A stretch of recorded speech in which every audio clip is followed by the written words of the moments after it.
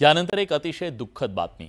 अरण्य ऋषी पद्मश्री मारुती चित्तमपल्ली काळाच्या पडद्याआड गेले। मारुती चित्तमपल्लींनी 93व्या वर्षी अखेरचा श्वास घेतला।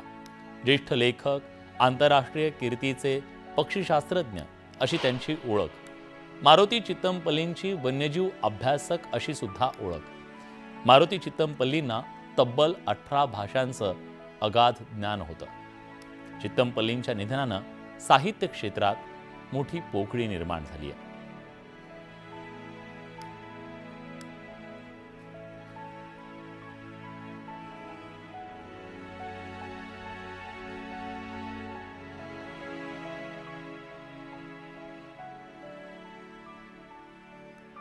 आपले प्रतिनिधी प्रीतम पंडित आपल्या सोबत आहेत। प्रीतम, अंत्यसंस्काराच्या संदर्भात काय तपशील आहे?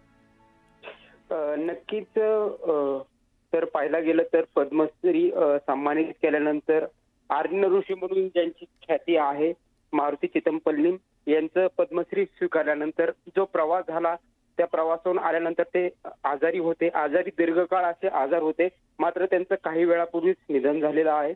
पाहायला गेलं तर 1 वाजता त्यांच्यावर सोलापुरातील हिंदू स्मशानभूमीत अंत्यसंस्कार करण्यात येणार आहे। दुपारी 1 वाजता त्यांच्या घरापासून ते स्मशानभूमीपर्यंत अंत्ययात्रा काढण्यात येणार आहे। त्यामध्ये मोठ्या प्रमाणावर आता त्यांच्यावर प्रेम करणारे कार्यकर्ते असतील किंवा त्यांच्या प्रेम करणारे जे साहित्यिक असेल हे मोठ्या प्रमाणावर गर्दी करण्याची शक्यता आहे। मात्र असं असलं तरी मारुती चित्तमपल्ली यांच्या निधनामुळे कुठेतरी सोलापुरातील शोककळा पसरलेली आहे। साहित्य क्षेत्रात मोठी पोकळी निर्माण झालेली आहे।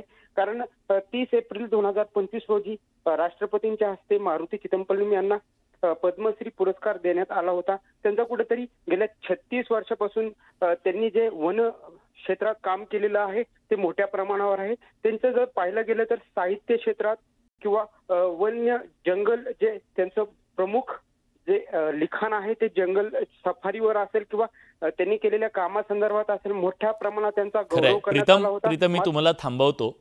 अभिजित घोरपडे सर आता आपल्या सोबत आहे, ज्येष्ठ पत्रकार, आणि या सगळ्या घडामोडी त्यांचे सहकारी सुद्धा राहिलेले आहेत। अनेक दिवस त्यांनी काम केले वेगवेगळ्या विषयांवरती। अभिजित सर, आज चित्तमपल्ली सरांचं जाणं जंगलावर, झाडा फुलांवर, पक्ष्यांवर प्रेम करणाऱ्या प्रत्येकांसाठी, खरं तर त्या जंगलातल्या प्रत्येक प्राण्यांसाठी सुद्धा चटका लावून जाणार आहे। अगदीच। इनफॅक्ट त्यांची या क्षेत्रातली कॉन्ट्रीब्युशन म्हणजे त्यांनी जे भरीव योगदान केले ते म्हणजे आतापर्यंत हा विषय होता हा थोडासा तांत्रिक किंवा संशोधन या अनुषंगाने जायचा, पण सर्वसामान्य माणसांना जंगलांशी, वन्यजीवांशी, तिथल्या कथांशी, तिथल्या लोकांशी जोडण्याचं जे काम आहे ते त्यांच्या लिखाणातून झालं। आणि ते त्याच्यामधलं सरांचं, चित्तमपल्ली सरांचं खूप मोठं योगदान। आणि एक सर्वसामान्य त्या क्षेत्रातली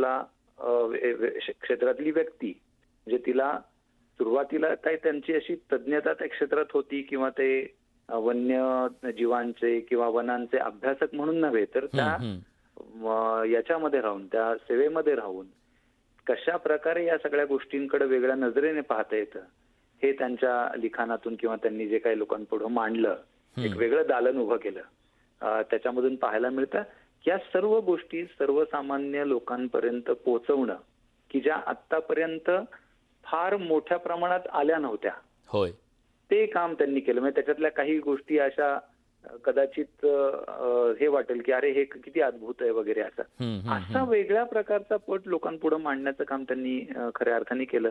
काही प्रमाणात लोकांनी हे सुद्धा केलं की अरे असं कुठं असतं का, पण या निमित्ताने लोक जंगलांकडे, वन्यजीवांकडे आकर्षित झाले, वेगळ्या प्रकारचं हे सगळ्या गोष्टी समजून घेऊ लागले। हे त्यांचं कॉन्ट्रीब्युशन निश्चितपणे आहे आणि ते अजिबात नाकारता येणार। आणि अजरामर असं हे व्यक्तिमत्व आज आपल्यातनं गेलेला खूप वेदनादायी निश्चितपणे आहे, खूप मोठं नुकसान करणार आहे। पर्यावरण प्रेमी म्हणून तुमच्या भावना तुम्ही व्यक्त केल्या त्याबद्दल खूप आभारी आहे सर।